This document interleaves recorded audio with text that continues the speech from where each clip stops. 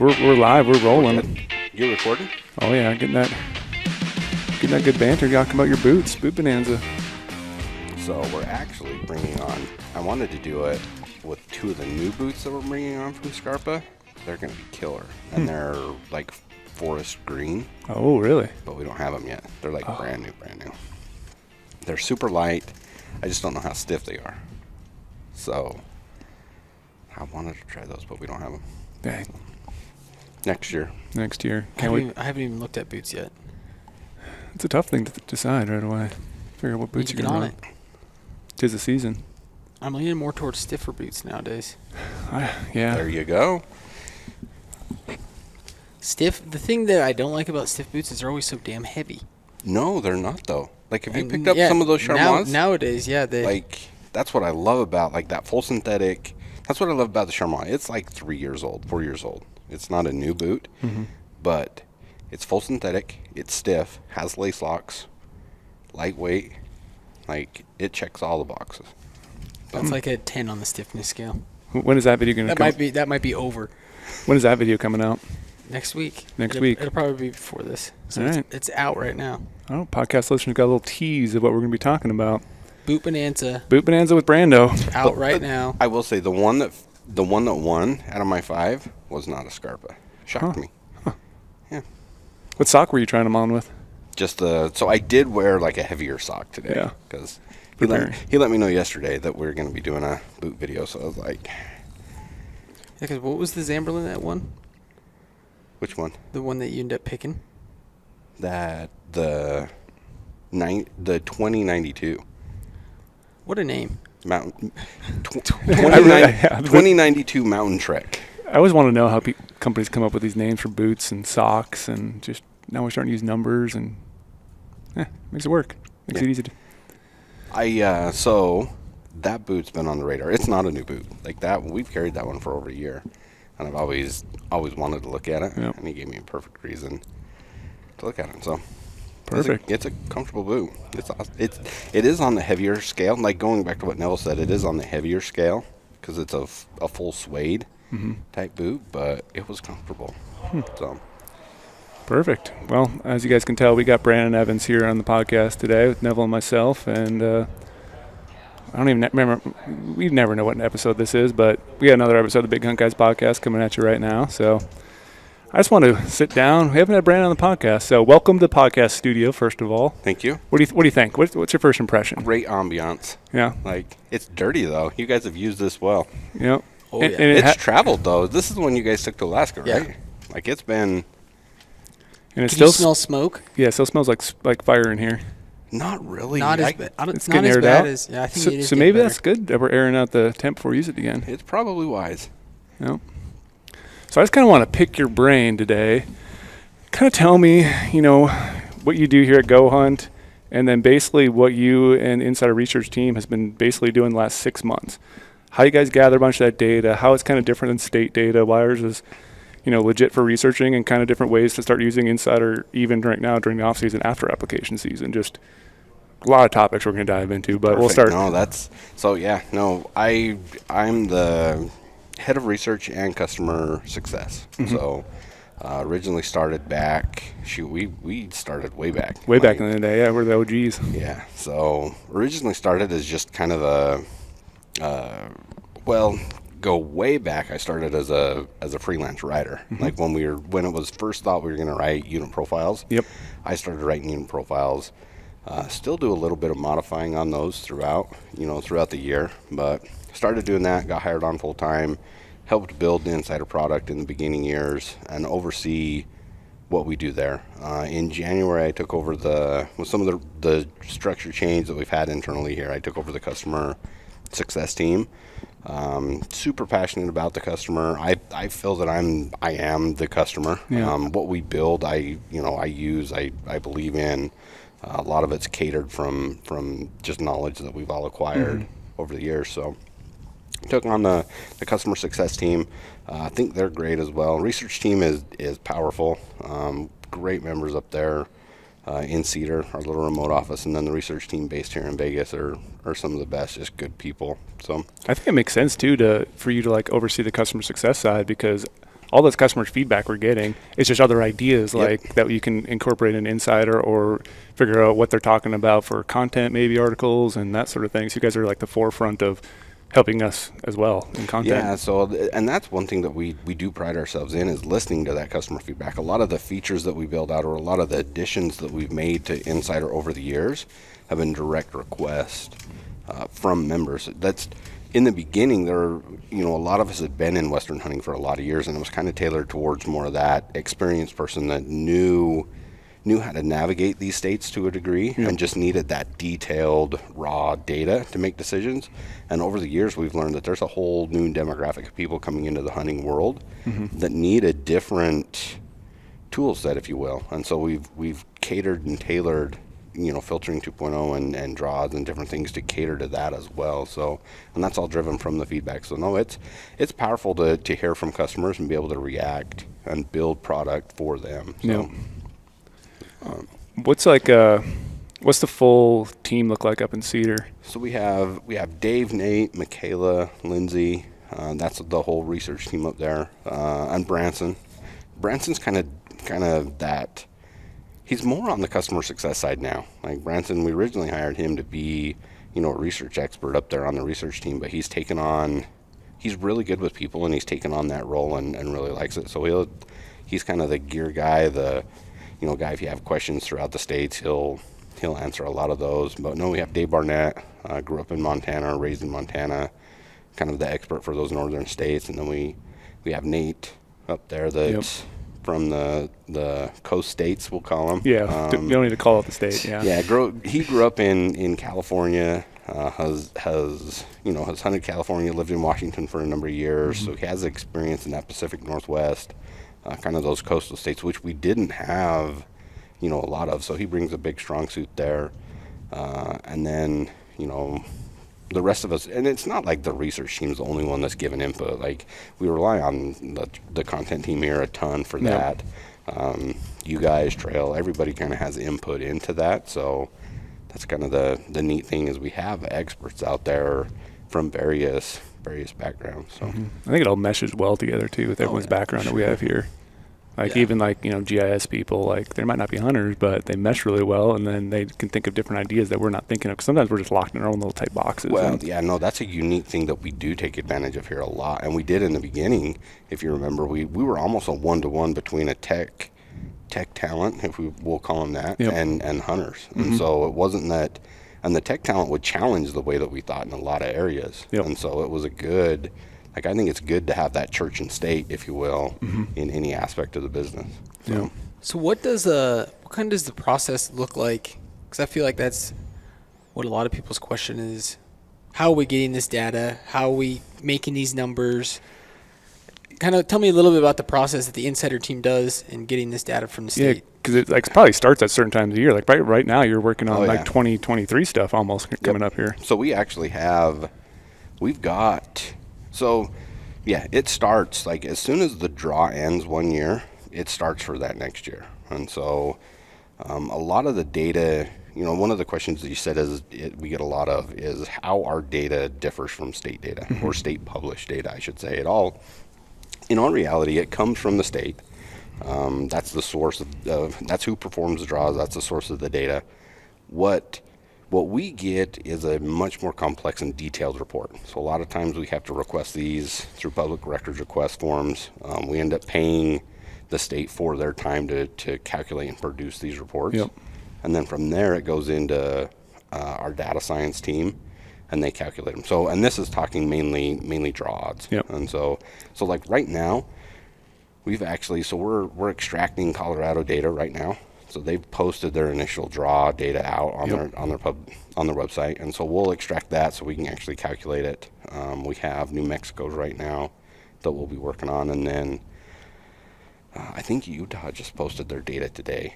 So we're actually starting crunching for next year. Yeah, and so that'll go through the remainder of this year, and then while that's going, what Michaela and Lindsay work on a lot is what we call the data side of Insider, if you will. So harvest success, tag allocation, hunter surveyed, male to female ratios, any of that, trophy potential when we make tweaks. Yep. They're going to be updating those as those trickle in. Various states release them at various times. So as soon as the state releases data, we try and get it updated on the site. Yeah. So that's what's kind of cool. Like the website always stays fresh in a sense. Whenever you get the new data from the state, obviously you guys are going to compile it, crunch it really quickly, try to reach out for those custom reports, and then you're updating it real time, like on the website, like just making changes constantly. Yeah. So that's what they'll be in. They've already updated all the tag allocation for every year. Harvest Success is going right now. And that's Harvest Success. Some states are quicker at producing it. Some states, some states have hunts go clear into February. Yeah. Some of those antlerless, population control type hunts, and so by the time they get surveys in and actually record that data, it's midsummer before they'll report that. Yeah, so like you already don't have that harvest success data during the application time because the state just doesn't provide it yet, and so that's why a lot of people are like, hey, why do you have that updated yet? It's like, well, the state hasn't even produced it or haven't got their harvest reports back yet, so it's just like you have to wait till you guys get it and shoot it out there. Yeah. And so, but we do try and get it updated as quick as we can. Yep. And the neat thing that a lot of people, so we show a trended 5-year with that data. We've actually collected it since 2009, 2010. Oh, wow. So we have in the back end, and we've talked with product engineering on being able to average that. So right now the display just doesn't allow it. So by the time you put 10 years on, you can't read it. Yeah. So it's Yeah, like, we had to pick a threshold, and 5 years kind of met that need, if you will. But we do have that long tail on the data. So when we do get the ability to showcase like a averaged type number, we'll have a lot of years with that. So yeah. How would you best explain to someone who is like, hey, I can just get my draw odds from a state website, like Montana regulations, you can read it, it says, oh, here's your odds of drawing the tag. Like, how do you explain, like, that's actually not telling you all the full details of draw odds in a sense, and what we do different with all that data to make you accurate draw odds? it's like I'm very open book. Just like I'll explain our process, and it goes state by state.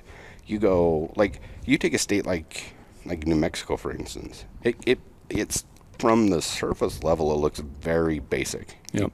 No point system, pure random, but you throw in the ability to add 3 choices, and then they consider all 3 choices before moving to the next applicant. Like, there adds some actually pretty complicated steps in producing a draw odds, and so just the data that they provide publicly, you could calculate what I would call like a worst case odds. Yeah. Like you could take every applicant at every choice level, divide it by the number of tags, and it's going to give you a worst case odds. But I'm not going to base my application on that, like for that type of state. And so we just put a whole lot more statistics and math into it. We've got a talented team that is used to big data, is how I would explain it.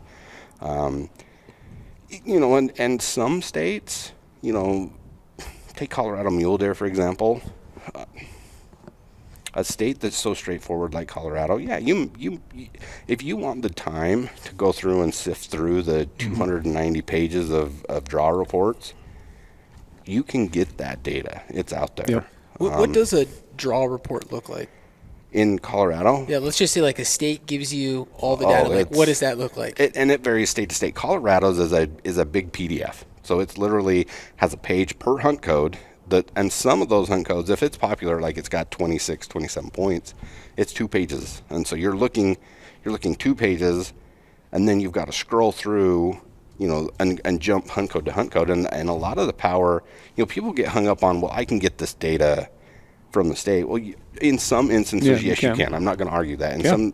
But the ease that draw odds and filtering 2.0 allow you to use and digest that data is worth the value to me. Yeah. Like the fact that I can look at multiple units at the same time and compare and contrast right there on a screen that's where some of the power comes in. And then the ability to use that draw odds, add your harvest success, add your public land percentage, add all of those other filters in. That stuff you're not getting from the state. Yeah, especially when you're doing like a multi-state plan, because everyone knows you need to apply in multiple states if you want to actually hunt every single year. So like trying to juggle all those states at once, like that's going to be months and months worth of your own research trying to get all that data, and then do that same thing again next year. The next year we just make it so simple. Yep. No, and that's like we've built great relationships with all the state agencies. I have that kind of that wildlife biology background. I worked for the state of Utah for 5 years as a tech, as I was going to college, and to see the struggles that state agencies deal with just whether it's funding or, I often talk about wildlife biologists. They do it for a passion. Like, they're so underpaid and overworked. Yep. But the overwork comes from the passion that they have in that's why they went out into that field. But, a lot of times I hear state agencies get razzed about what they're doing or problems. And it's like, man, they're doing the best that they have with what they can do. And so, give them a little bit of break there. But overall, I think they do a great job. I do think there's a lot of politics that are getting involved in game management right now. Like you look at like Washington, the bear season stuff. And oh yeah, and it's like you look at some of the proposed. That's part of what we do in the research team up there is we're watching commission meetings. We're watching all of these just changes and rumblings right now that are happening across the West. And you look. What's going on right now? Oh, it's wild. Like. You saw the change that happened in what they call the Big Five in Wyoming this year, and that's going to have ripple effects. We don't know what's going to happen there. They're going to have to change something else. What was the Big Five in Wyoming? So the 90-10 split. So going into 2023, they're gonna eliminate that, or they're gonna change the percentage of allocation of tags, and so. And then the 90-10, just to clarify this, for non-resident. Non-resident to resident, yeah. So when you start talking, sheep, what they call the Big Five: sheep, goat, moose, bear, grizzly bear, if you will. When we do get a hunt there, but yeah, you start talking 3 and 4 tags. When you eliminate to the 10% going to non-resident, you eliminate those 2 or 3 tags, and then you split that between. The bonus pass and the random pass, there will never be a random tag available. And so it's going to take non-residents longer and longer to draw tags down. They were kind of banking on it. If you're not in that pool, you'll never catch that. So it's just accentuating what we call points creep. And but you've got the New Mexico thing that they're still hashing out on the bighorn sheep down there. Side, yep. That they had a meeting last week. It seems like it's gone back and forth down there so much that I don't know where that one will land, but if they end up breaking out all of those hunt codes, in a sense, you won't be eligible for a bighorn sheep tag in New Mexico if they do that. Yeah, so wild. What do you obviously pay attention to a lot of these different states and what's going on? What do you think is going to be the trend with over-the-counter hunting of what little that we have left? Do you think that's going to go away? Well, yeah, I honestly do. The only state in my opinion, that offers a true over-the-counter right now is Colorado. Idaho does, but you've got to jump on so quick. It's not you can jump on and buy one if they're available, but they're so limited now on the non-resident side that it really comes into a random draw on whether you get a low enough number to pick up a tag if you want. So I don't really categorize Idaho as an over-the-counter state anymore, and so Colorado's really the only one left. And if you've followed them the last 3 or 4 years, they've been whittling at that archery over-the-counter elk tag little by little by little by little. And I think it's just a process. I think if they were to come out and just say, gone, that there would be an uproar. But you'll notice that they've introduced these changes through. And to be honest, I don't blame them. It's hard. How do you manage a state? How do you manage a herd, a unique herd in an area, issuing statewide permits? Yeah. We watched this in Utah, where I grew up. We watched this years ago when they broke up the 5 region states into the 29 for general deer. And I appreciated that change because it allowed game managers to actually manage, manage herds. And so I think with the smarter we get with game management, the more you're going to see them try and actually manage those herds. So, but to answer your question, I think it's going away. Do you think there's a chance residents in some of these states like Idaho, Montana, Wyoming, they might start losing some of their over-the-counter general, going wherever they want to maybe? So the Wyoming, the Wildlife Task Force up there, they've actually talked about, limiting resident deer hunters to regions. And so making that resident pick where they want to hunt, because a lot of the guys up there, and it's not that they've got a huge resident population to begin with, but if you have a large slum hunting, G and H, you know, you're going to see that influx. But the advantage that they have up there is they can go hunt that early, that September rifle for deer. And then if they don't, they head out to the eastern side of the state later in the year. And so I would take advantage. If I was a resident up there, 100%. You know, I don't blame them. But yeah, you're living there all year in that weather and cold, and like you got to get some benefits kicked your way. So yeah, so they've talked about the resident side. Yeah, there's changes they've talked about in Wyoming.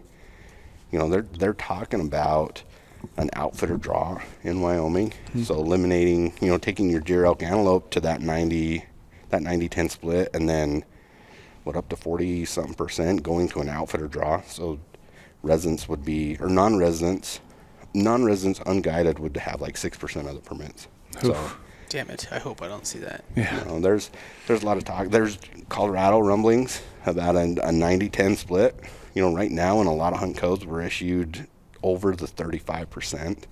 You know, and it seems like a lot of states like the 90-10. Why is that? that's kind of a do we know where that started? No, it's just kind of an industry standard, Yeah, I would say. You know, my home state, I'm a resident of Utah. My home state, I think it's very similar to that 90-10 split. But, you know, if you looked at this last set of regulations, they added hunt codes with some of the tag shuffling and restructuring and some of the once-in-a-lifetime tags. They, in all reality, screwed non-residents. They didn't add non-resident tags where they should have for some of those once-in-a-lifetime tags. And so, because in Utah, there's really no statute that says X number of permits or X percent of permits go to non-residents. Like they just allocate those permits, and so I don't know. I'm sure it was just an oversight. Yeah. You know, as they're trying to shuffle and build all of those out. And again, they're so busy. I can imagine what they go through. But yeah, Utah is the same way. They screwed the non-resident a little bit this year. So that wraps through like updates and stuff. So then what happens like during like the app season when like that starts coming out? What are you guys starting to work on a little bit up there? Like that December through June time frame? So the early part of that we crunched rods. So we have an incredible data science team that produces odds, but we validate dang near every hunt code. So you guys are diving in there, checking things Yeah, out, looking at the state reports. If something looks off, or you're contacting the state and kind of get clarifications. How many times do you find errors from the state? Oh, multiple. Like, and they're pretty good about when you guys find something, they try to dig it up for you.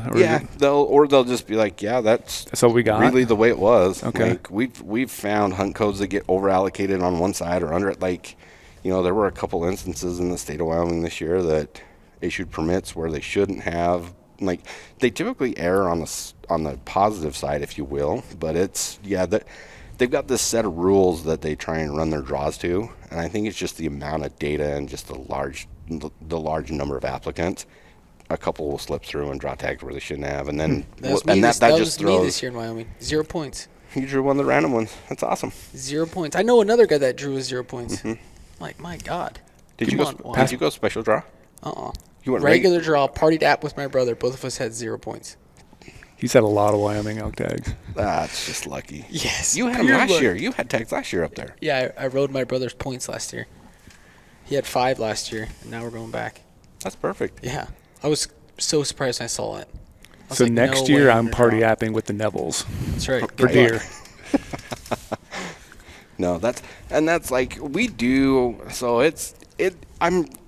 it'd be curious to be a fly on our wall in the Cedar office during app season because we have so many just weird side conversations while we're doing our own apps. Like poor Dave from our office up there has got and it's just random bad luck. So like the state, he's lived in Utah, I don't know how many years and has not. Quite a few years now. Yeah, he's had like one deer tag up there. Yeah. And the last 5 years I've had a deer tag every year, and it's just random things. The way that their draw is you have to apply up there, even past their modified date, and then you find out tag allocation. And it was like he applied for a unit up there and they cut 62% of tags. And I was like, yeah, don't expect to draw your tag. So. Yep. That was me this year because I was banking on drawing Utah, and then my brother decided to get married this year. I'm like, I'm proud of him. He's been dating this girl for like 9 years. So it's about time. They're probably legally married because they live together already. And then I was like, well, he wants to plan his wedding around my hunt schedule. And I was like, well, I'm pretty sure I'm going to guarantee draw Utah. I'm going to draw this muzzleloader tag. That was before the tag cuts happened. So he's like, all right, don't plan your wedding October 1st. So he's like, oh, well, what about September 17th? And I'm like, it's a bad time of year still, but like I don't think I have a hunt going on. And then they canceled all those tags, and then I found out I didn't draw. So now I'm like, no, I couldn't try to draw Wyoming. Oh, because I wanted to go up September 15th for the deer hunt, and so I can't apply in Wyoming for deer because it's that wedding. And I was going to go to Washington and try to go up there and just grind it out on a hunt. So like because of his wedding and because of these tag cuts, like, and just didn't work out. But it's like it's so hard to plan sometimes. Yeah, no, and that goes back to strategy, and we preach that all the time. Is a multi-year. Like this year, I drew a Hunt Expo elk tag, which completely. Luckily, it's early. You get that so early, but like I was planning to do Colorado early again, like archery or muzzleloader, and like everything falls in that. So I like that threw this year's just strategy out the door. So, but I always grab. We go into that. I always grab that Idaho Deer Tag if I can, which is December. You put that one in your pocket just to have. And so I've got that one. I've got that elk tag that I'm going to try and hunt pretty hard. In my opinion, it's a freebie. Like it would take me as a resident like 24 points to draw that tag. So That's going to be remarkable. Yeah. So we filming that? Oh yeah. We're going to definitely film that, right? Oh yeah. Yeah. That'd be good. Tag. That's who else? Stoner drew one a couple years ago. Yeah, he used to work there. Yeah. Back to what's your favorite insider tool to use? Ooh, I'm a huge draw odds junkie. And I use it in both platforms. Anytime I can put an edge in, and I will preface that with the fact that I do analyze that more than just what the tool does. So I'm in the draw odds detail pages specifically. So I'm looking at trends, 5-year trends. That really helps me plan.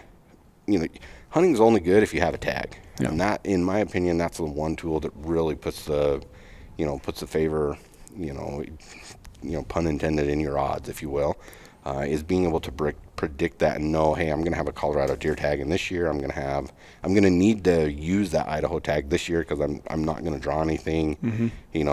Structuring apps, like when you talk Nevada, New Mexico, using that tool to structure your app in the smartest way possible, so you can take on those compounding odds, if you will. Yeah, because that 5-year trend is really powerful when you can see like, oh, I need 2 more points, so this is gonna be on the back burner for 2 or 3 years out, and start planning your now plan versus 3 years versus 5 years. Yep. That way you can always put tags in your pocket. Yep. That's why anybody that's like, how do you hunt so much? I've got family members that are just getting, like cousins that are just getting into hunting, and it's like, how do you hunt so much? And it's like, well, I've had this plan for a decade. Like, Right. People talk about, I'm like my desert sheep tag in Utah. I know roughly a 3 to 5 window, 3 to 5 year window when that tag's going to hit in my pocket. So I don't want another major tag when that tag lands, because that's gonna be the tag for that year. And so just having that plan and process and structure in place. So that's the one tool. And you could, I use the draw odds data point is probably the most used in my book, and I use it both in filtering 2.0 and the standalone draw odds. So. With inside filtering 2.0, so for some people that aren't familiar, you have all these different filters that you can put in. Then once it shows you those units, you're then able to even sort down even further to like harvest statistics, all that. What's out of that sorting menu? What do you think's like the most powerful? Ooh, I'm a big male to female guy. I'm herd composition in my mind, and I'll add population to that. We don't display population. We're trying to get it added. It'll probably be next year. Looking at the product roadmap. Yeah. But I use trending male to female ratios a lot. How herds are doing, populations, like the unit that Porter and I hunted last year in Colorado. You look at the herd composition data on it, and it's like at its peak. Like it's as good as it's been in 15 years. What sort of number are you kind of looking at, like elk or deer? On deer side, anytime you get into that 30 plus buck to doe ratio, the unit that we're looking at is 40 plus, 45 plus. And so that just tells me there's a bunch of bucks on the landscape. As long as the population, you can look at some units that have a population of 200 deer for 500 square miles, and buck to doe ratios, 50 to 100. Well, there could be 3 deer out there that you're trying to find. But if you've got a healthy population, and then you've got that, that 30 plus male to female ratio, you've got odds are, you've got a high population of older age class bucks on the landscape, and so that's kind of the metric that I'm looking So at. the male to female ratio, you guys get that from the state? Yeah, so those will be from surveys, and each state is different in how they survey. Utah, just because I was involved in a lot of them for mule deer specific, they classify. They're not actually hard counting a deer, if you will. They're going out and surveying and trying to make a best guess. There's a bunch of different methods there. You know, if they're surveying them by helicopter, by flight, they've got a siteability equation that they go into, and so they'll actually, like for elk, they'll physically count a herd, and then they throw it into an equation, and it'll actually throw a different number than the actual physical count. So, Are those updated every year? The state's updating those if every they year? can, yeah. So I think Utah right now is on an every 2 or 3 year survey cycle for elk that they actually physically fly. Colorado tries to survey most years if they can. So again, it goes back to funding. You know, a lot of times they don't have, you know, the resource, if you will, to go out and survey every year. It's expensive. I mean, with the way the economy going, they're paying fuel prices the same that we are. So you talk, you know, back when we were there, I wanted to say flight was like $800 an hour to fly a helicopter. Jeez. So Yeah. by the time, and you figure to fly like the southern half of the state of Utah, you were a week to 2 weeks, 3 weeks of flight time. Adds up. That's a big bill. That's a big fuel bill. So. Yeah, I was going to say the same for filtering 2.0. My two favorite are male to female ratio and then harvest success. Yep. I bang on those a lot. Those are like the two that I feel are the most powerful. And I use harvest. I do use harvest success, but I use it as kind of a secondary filter, if you will, just to see. You know, you look at a hunt that the average person, you know, has 50% or greater. You know, not that I'm proud or prideful, but I think I'm exactly above what you're that saying. 50%, if you will. So you would think I have a better chance. You know, That's the way I look at it. That's why when I see one that's like 30, I'm like, oh God, It's a good unit. it's a coin flip in here. What do you think, like, is your favorite state to work on? That gives you, like, the best data that every year you're just like, I'm just so excited to work on X state. I am like, people that know me, I'm a huge Colorado fan. Yep. Not that it's the easiest. I don't know that their data is the best out there. You know, they don't have mandatory harvest surveys. They don't have, you know, they're lacking in some of the data, but it's where my interest is at. And so anytime I get a lot of my free spare time, I'll dive in and just try and find unique things with the state of Colorado. As far as some of the best data, Utah has pretty decent data. You know, Idaho is a good state. Any of those states that have mandatory harvest, Nevada is great with data. Nevada's biggest lacking thing, is my opinion, is just resource. Like, they don't have the landscape to support a lot of animals. You know, a lot of it's just desert, and so I think they only issue like 25 or 29,000 total big game tags, and so, you know, you look at Colorado and they're issuing 108,000 over-the-counter elk tags. Right. Like, you know, they can just print them. They literally print them on paper. Yeah. Whereas, you know, with Nevada, they've got really good data. They've got good draw data, good harvest data, you know, good survey data. They've got a lot going for them, and they've got some real sound management. Talking with those guys, they treat it how it should be. You know, they treat that resource as a public, you know, benefit, if you will. Yep. So they view the general public as a customer, and they're supplying a product for it. So What do you think the one reason is why some states don't do mandatory harvest? That's what I was I don't know why everyone should do that. I know. That's it what in my takes head. 2 seconds. And You have you know exactly what's going on. Yeah, I think you could just manage better. It's just you like could. It takes money to execute on that. You know, I will say, and this is nothing against Montana. They've gotten a lot better over the years, but their draw process is somewhat frustrating. The fact that you have to draw a general tag to get eligible for, like, it's just a complicated state. It's a big state though. Like, you talk about, you know, trying to put a system in place, which you're talking a state agency, doesn't have a ton of funding for technology. It's not like they're a tech company that can just go out and iterate on all their technology and tweak things year in and year out. So they've got to commit to a process for multiple years to make that public resource pay for itself, if you will. And so, they're using public funds to do that. So it's hard for them to go out and be able to physically survey every hunter that goes in the state of Montana. Yeah. And so I think it's a lot of resources. I think if they could get funding and I would love if more states could get funding for this and just be like, hey, when you buy, even the resident, when they buy their over-the-counter tag, when you click that button to buy it, just ask like they do like the waterfall survey all the time. Like, did you hunt waterfall this year? How many days were you successful?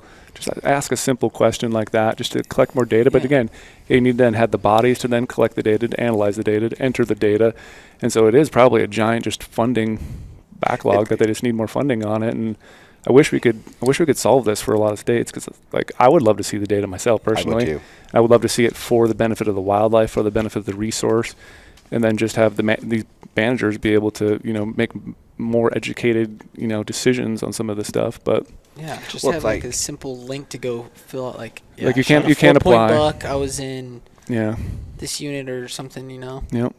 Well, and even the like in Colorado this year, Porter and I had deer tags and over-the-counter elk tags. The only one I was eligible to issue a survey on was my over-the-counter elk tag. That we saw elk one day and hunted those two bulls for one day. Yeah. It's like just a tangent on the hunt, and I was like, well, the limited tag that we had in our pocket. Yeah. I didn't even get a phone call, and I couldn't figure out how to submit a survey. Yeah, I would always love to for the tag, and I was like, there's valid information that I could have provided. Yep. So it's like, and that's I guess that's probably knowing how states do survey. That's why my harvest success is kind of a secondary filter to me, because it's like, man, you get like, especially you look at a real limited hunt. Say there's a hunt that only issues 5 permits. It's like, well, who were those 5 people out there on the landscape hunting? Were those 5 rock stars, and that's why it's 90% harvest, or were those 5 people that didn't leave their pickup and were older? Like, especially given like, are those 5 70-year-old guys that have waited 30 years to draw a tag, and that's why it's 50% harvest. They're being really picky because they might have killed a bunch of big animals before, and they're okay not shooting anything, and so it's skewed a little bit, but you don't know how it's skewed because you don't know their style. Yeah, I think that's important, because I think I do feel a lot of people look at the survey and they're like, oh, that's the exact... Oh, it was 100% harvest the last 3 years. That's the exact people in there, even though, depending on the state, like it's maybe not the full picture. It's just how many people pick up their phone and answered the call from Montana saying, it shot a 4-point and I was here. So there is that is one data point that has some subjectivity because of depending on the state. Like, again, Nevada's one of those that tries to force you to take that harvest survey. But again, who had that tag? You look at a state that offers a bonus or preference point. By the time you're at 25 points, you're no spring chicken anymore. So, you're not going to be out there just grinding it like a 25-year-old would. So, what are different ways you think that you use Insider during like these leftover turn back tags and other process during the year? Because right now we're getting to the point where Idaho has some turn back stuff, Colorado's going to have a second draw, and then some of their leftovers. Nevada's going to have first come first serve. Like, what are some more strategies of ways people could use Insider for some of those type of hunts or picking up tags? I use it quite a bit. So I try and play that Colorado turn back, or they changed that last year, the year before, to the second draw. Which one keynote that we should throw out there in that Colorado second draw, youth get 100% preference. So I really don't.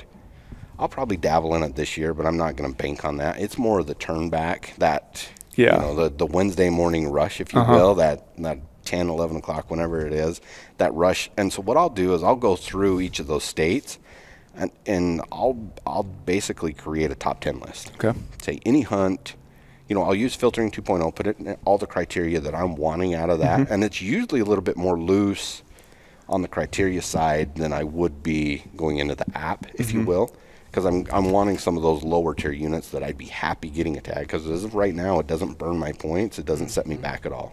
It's a tag that I can acquire. So I'll build a list of top 10, top 8, whatever I can get out of it.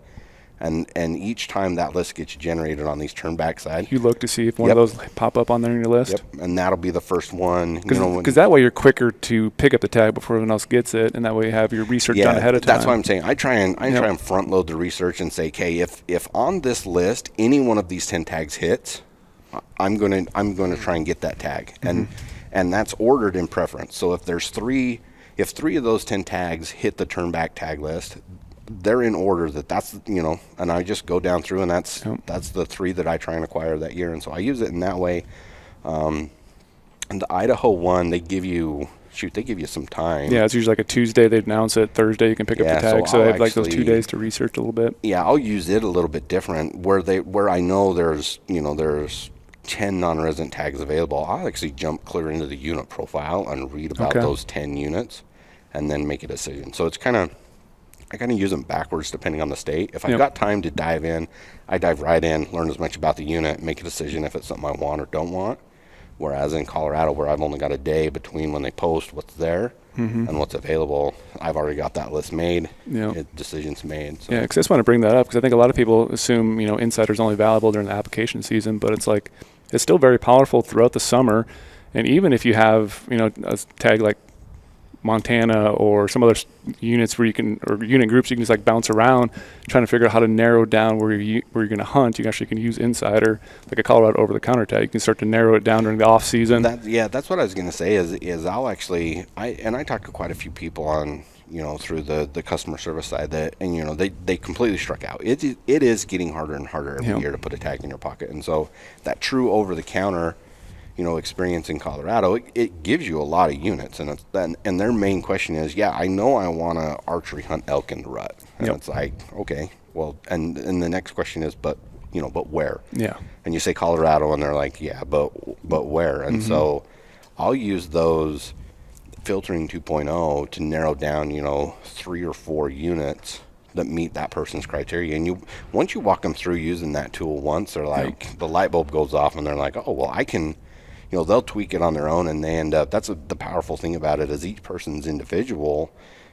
Preferences will provide different results. So one person that gets X unit, the next person is going to provide a little bit different input into the filter and get a different unit. And so that's what I think too is really powerful because you can use all the tools on Insider to start narrowing down where you want to go for like Colorado over-the-counter elk, for example. Then you can take that go a little step further and start using goHUNT maps on the web and start like, well, what does that habitat look like? What are the requirements for elk in that unit? Is it what I'm looking for out of a hunt compared to the unit next door, which might be a little easier terrain based on my physical ability?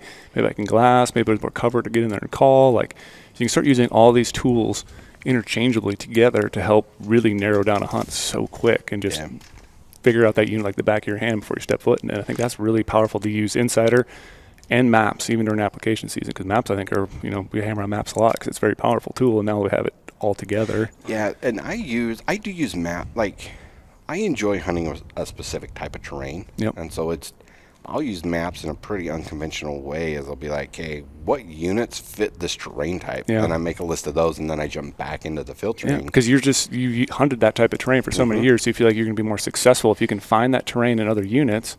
And you're just putting your best foot forward to then punch a tag.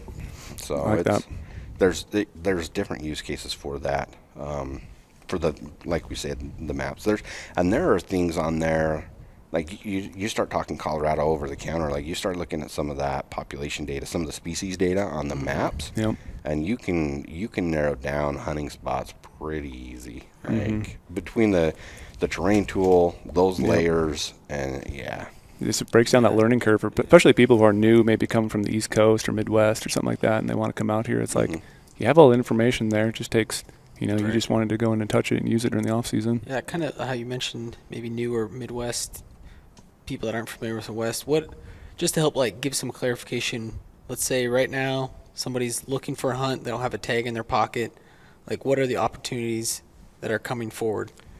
You've got, so like we've talked a lot about the Colorado over-the-counter. It's there this year. You can put that tag in your pocket. It's expensive. It's almost $700. Well, by the time you buy, you're $700 on that. And that's elk only, no deer. Yeah. And so you've got the Nevada turnback tag. That's going to be coming up. I took advantage of that last year. So I picked up an incredible deer tag. Yeah, a lot of the guys in the office were hunting on that. Yeah. And I was like, I didn't really hunt it. Like, we had so much going on last year on the business side that I ended up spending 4 days hunting that tag, and 2 of them were basically spent on a peak talking to Porter on my cell phone. And I was like, come on, Porter. But we had, like, that's when we were like in the thick of maps. So it's weird. I have I have my own personal phone that I've got like our maps on, and then I've got 2 test devices. I've got an Android and a test iPhone up there.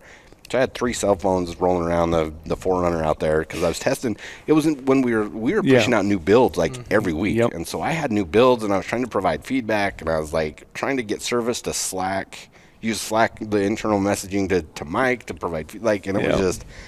I look back and I was like, man, those were 4 days. I got 4 good days of testing and 0 good days of hunting. Yeah, but that's what happens. I know that's coming out. Yeah, first come first serve is a great opportunity. Yeah. And that's, you talk about Nevada, any tag you can put in your pocket in the state of Nevada for the most part is a tag worth hunting. Yep. And so even in years like this where there's a little bit less tags given out, when you go into the field there's going to be less competition.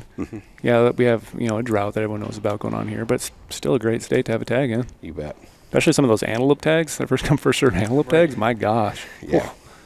So there's that. You're going to have the Wyoming, your deer antelope draw is going to come out in Wyoming. You're going to have some leftover tags up there. So the secondary draws, you're going to have secondary draw in Colorado, secondary draw in Wyoming. Yeah, there's a few in Nevada. I'm sure by the time this podcast goes out, that deadline's going to be over for Nevada, but we have a Nevada one. And then secondary draws are similar to normal draw. You just put in there. And Yep.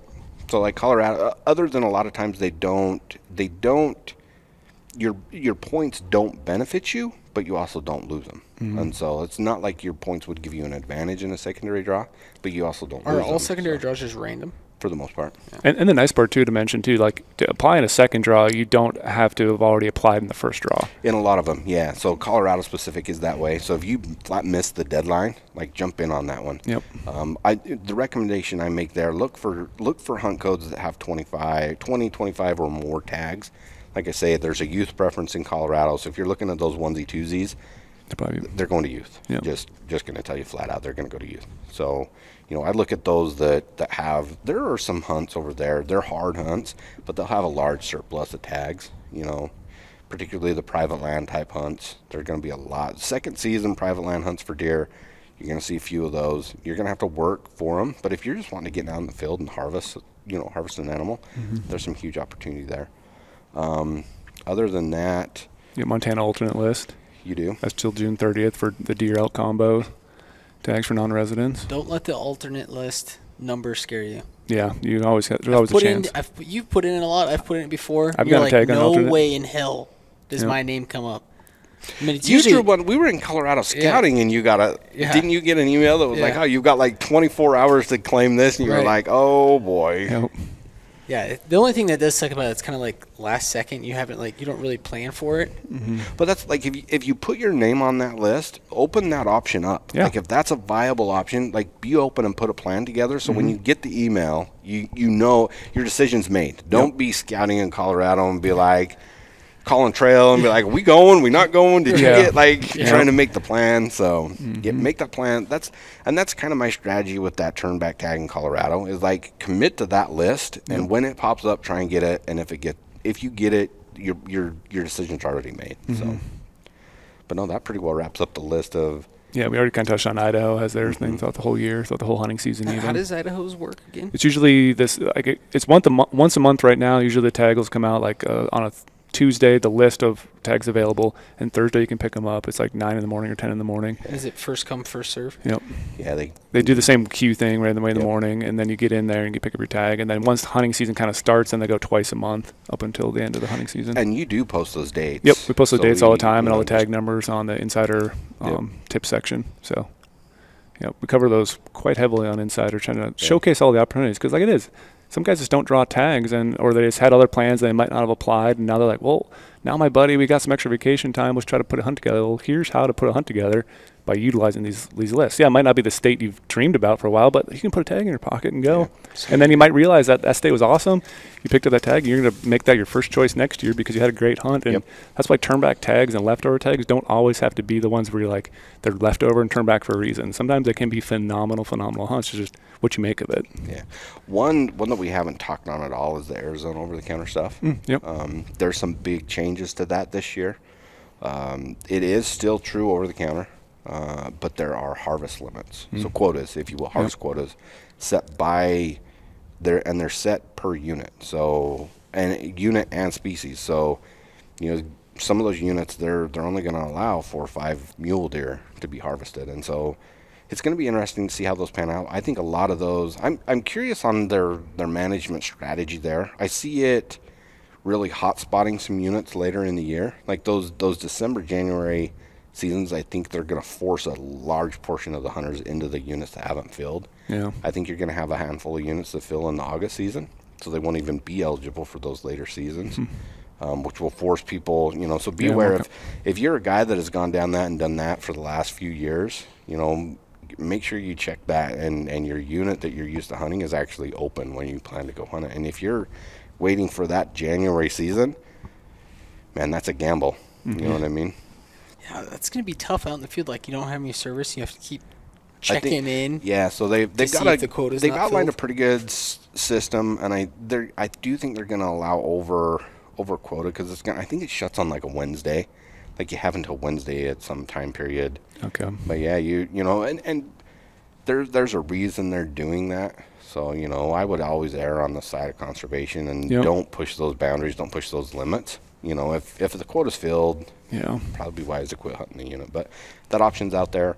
It's going to be a different type of rodeo down there this year because of those changes. But is there any other little tidbits of teasers you might be able to leak on things you're working on, insider related? Or we've got a huge project right now that I was working on with our data science team, and I don't know if they'll land this year. Okay, if it's the one I'm thinking of, maybe I want to keep that one a little tight.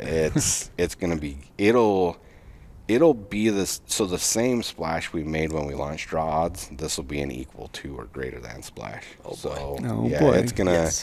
It's gonna be a super cool tool. But no, we've compiled on the research team side. Oh, I should mention we're planning to launch the Dakotas. There we go. There's a good one to launch. Yeah, the leak. We're actively we're a long ways through building out the Dakotas on the back end. So we've got seasons built. We've got a lot of the data compiled. Yep. We're going to hopefully produce draw odds for it next year. Those apps have kind of come and gone with different priorities through the business. We were hoping to get those this year and just didn't. So, but those will hit a little bit later on. So there's some open opportunity that'll get added. We've been working on compiling population data. Yeah, that's what I'm really excited about. Yeah, so adding herd populations where we can. We're working with our product team to try and get those trending type anytime. Yep. So right now, our male to female is a stagnant number. We're only displaying 1 year. The most recent year we can get data for. In my opinion, it'd be super powerful to show, a 3-5 year trend on that, so you can actually see what the herd's doing. Right. Because right now the only way to really do that is jump into the app strategies, and you can kind of see it there, but make it easier on the filtering side. Yeah. So a lot of those little side projects we're trying to whittle at and get out. We're actually pretty heavily involved in some of the maps testing as well. So trying to, that's a lot of people don't realize that, but we're pushing a new map build about every 2 weeks. Yeah. So it's changing, that app is changing pretty rapidly. It's gotten pretty well dialed. There's a few big changes that are coming. We're testing them right now on our test devices, and so there's some good things coming down that pipeline as well. Some really juicy stuff on the map side. Stay tuned. goHUNT maps. goHUNT maps, baby. Always changing. Oh, it's gonna be fun. So. That's what's fun about everything Insider, goHUNT related. It's the doors are open for what we want to do, and all the stuff we can keep adding to more value for people, and the content side, the shop side, research side. Makes it super fun. Days just fly by. Yeah, no, and that's we just had a discussion last week up there about adding turkey to unit profiles. So, we started a weird random side tangent. We started looking at turkey draw odds in the state of Arizona. I can finally draw my Gould, huh? That's what I was gonna say. Those Gould turkey draw, they're terrible. Oh, I know. If you're applying for that species of turkey in Arizona, they're worse than a lot of the mule deer hunts. Yeah. You got points? Yeah, I got points. How many points you have? Oh, almost double digits, I think. Oh, my God. Shut up. Yeah, I do. Yeah, it takes that, though. It takes... You want the turkey slam. Eventually, I'm a big turkey guy. That's right. Love me some gobblers. Yeah, that's just a side one that you'll, adding turkey, javelina, some other species. Javelina would be a really cool one. I mean, we all take advantage of that every year. It's it's such a fun hunt. Yeah. Especially taking a youth out on a javelina hunt. It's nothing better. And that's just like the main one. Like, it's not that it's hard to draw a javelina tag in the state of Arizona, but just to showcase the opportunity that's out there. Exactly. Another way to benefit, buying a hunting license. Yep. So when you buy it for those other, big game species, like you already have that hunting license, might as well use it. that stuff coming down the pipe. I would say if you're listening to this and you've got a suggestion, shoot us an email. Like, exactly. We're open for any and everything. Like, if we can add value to the platform, if we can solve a problem for somebody, like you're not the only one that has that problem. So if you've got I was just going to ask you, if people have any questions from something they heard, what's the best way to contact our customer service? We've got a couple of different emails. You can hit us at reachus@gohunt.com, or if it's more of an insider related research type topic, hit us at insider@gohunt.com. A lot of times that one, Branson gets that one.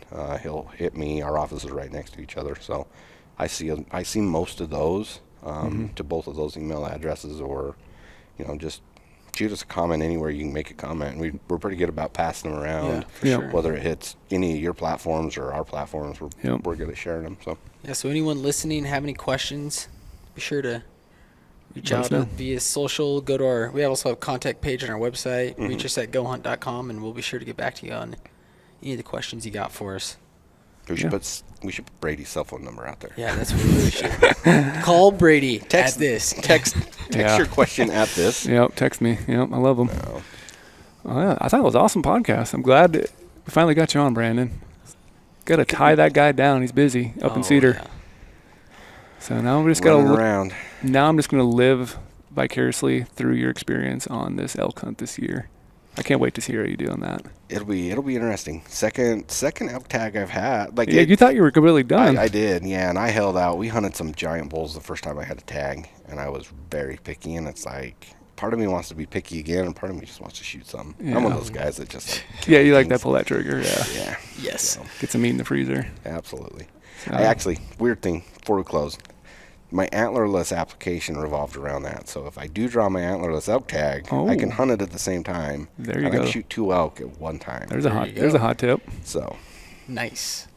Well, I appreciate you coming on, Brandon. And like I said, if you guys have any questions, just drop us a line, and we're here. Yeah. Thanks for having me, guys. Yeah. Take it easy.